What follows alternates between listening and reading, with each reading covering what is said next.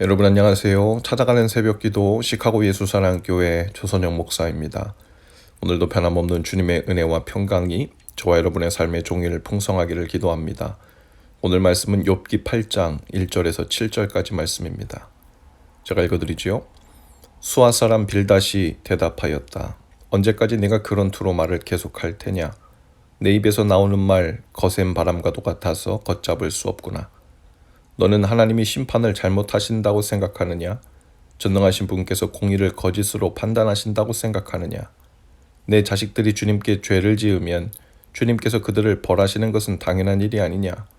그러나 네가 하나님을 간절히 찾으며 전능하신 분께 자비를 구하면 또 내가 정말 깨끗하고 정직하기만 하면 주님께서는 너를 살리시려고 떨치고 일어나셔서 내 경건한 가정을 회복시켜 주실 것이다.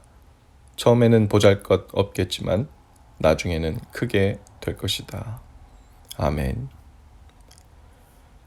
욥에 대한 수아 사람 빌닷의 첫 번째 변론입니다.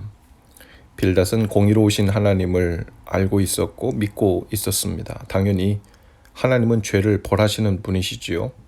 그리고 하나님은 의인을 복주시는 분 맞습니다. 그러나 빌닷은 오직 그 너머에서 일하시는 하나님에 대해서는 전혀 알지 못했고 마음을 열어놓지도 않았습니다. 그리고는 하나님을 위한다는 명분으로 자신이 아는 하나님의 공이라는 공식에 욥의 삶의 상황을 넣어서 넘겨짚기 시작했죠. 욥기 1장에서도 기록되었듯이 욥은 하나님 앞에서 흠이 없고 의인이었다고 했습니다.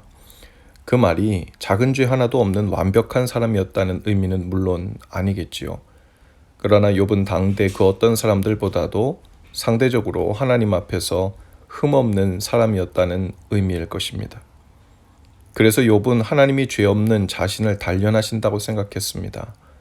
하지만 빌닷은 생각하기를 죄 없는 사람에게는 이런 시련이 오지 않는다고 생각했지요. 죄 없는 사람을 단련하시고 시련을 주시는 것은 하나님의 공의에 어긋난다고 생각했습니다. 의인이 고난을 받는다고 말하는 것은 자신의 죄를 감추기 위해서 오히려 하나님의 공의를 굽게 하는 일이라고 단정했습니다. 그리고 욥의 상황을 자신의 생각에 적용해서 구체적으로 적용해 나갑니다. 빌닷은 욥의 자식들이 주님께 분명 죄를 지었기 때문에 그런 죽음의 벌을 받은 것이라고 말하죠. 욥의 자녀들뿐 아니라 욥 자신도 하나님 앞에 숨겨진 죄가 있기 때문에 이 모든 시련을 징계로 받은 것이라고 말합니다.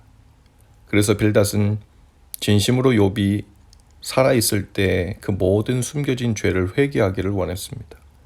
욥이 전능하신 하나님께 간구하고 정직하게 회개하면 하나님이 반드시 다시 은혜를 베푸실 것이라고 말하죠. 빌닷은 욥의 자녀들이 무슨 죄를 지었는지 몰랐습니다. 다만 욥의 자녀들이 죽임을 당하는 재앙이 일어난 결과를 보고 역으로 추론해서 그의 자녀들이 분명 그러한 엄청난 징계에 해당하는 큰 죄를 지었다고 단정한 것이죠. 그러나 하나님은 빌닷의 견해와 달리 죄 없는 사람도 단련하시는 분이십니다. 하나님은 오히려 의인을 고난이 많다고 말씀하시죠. 때로는 우리의 믿음이 더 깊어지고 단단하게 되도록 연단의 과정을 허락하시기도 합니다. 우리가 잘 아는 아브라함, 요셉, 모세, 다윗 역시도 죄가 없는 때에도 그들의 인생은 하나님의 손길에 의해 단련되었죠. 고난의 때를 맞았습니다. 하나님의 사랑은 때로 단련하는 것으로 나타납니다. 사랑하는 자녀들을 단련하시죠. 하지만 단련을 위한 시련은 시련으로 끝나지 않죠. 분명 긴 기간을 두고 하나님께서 그 연단을 주신 이유를 깨닫게 하십니다. 종국에는 더 깊고 풍성한 은혜를 주시는 것을 보게 됩니다. 7절에서 빌닷은 욥에게 말합니다. 네가 만일 지금이라도 회개하면 다시 모든 것을 하나님께서 회복시켜 주실 것이다. 처음에는 보잘것 없었지만 나중에는 크게 될 겁니다. 개역성경에서는 그 시작은 미약하나 나중은 심히 창대할 것이다 라고 말하죠. 이 말이 참 듣기도 좋기 때문에 성경에 써 있다는 이유로 액자에 넣어서 두고 보는 분들도 많은데요. 사실 정확히는 성경에 써 있지만 하나님의 말씀이 아니라 잘못된 판단과 정죄를 하던 욥의 친구 빌닷이 위로한답시고 욥에게 한 말이죠. 물론 말 그대로는 좋은 말입니다. 하나님의 역사가 바로 빌닷의 고백과 같이 나타나고 있다는 것을 우리는 알지요. 하나님 나라가 겨자씨 한 알과 같이 작은 씨로 시작되어 나중에는 큰 나무가 되고 새들이 깃듭니다. 복음 역사는 그 시작이 미약하지만 나중에는 심히 창대해지고 있습니다. 말구 위에서 시작된 예수님의 역사가 세계를 정복하고 온 우주에 하나님의 나라와 뜻을 세워가고 있죠. 하지만 여기서 빌닷은 그것을 전혀 다른 상황에 대입하고 있는 거예요. 욥이 죄를 지어서 욥의 가정이 창대하지 않고 있다고 말하는 겁니다. 욥이 하나님을 찾지 않고 정직하지 않아서 창대하지 않다는 의미였습니다. 축복과 위로의 말을 가지고 오히려 욥을 판단하고 정죄하는 의미로 사용하고 있는 거죠.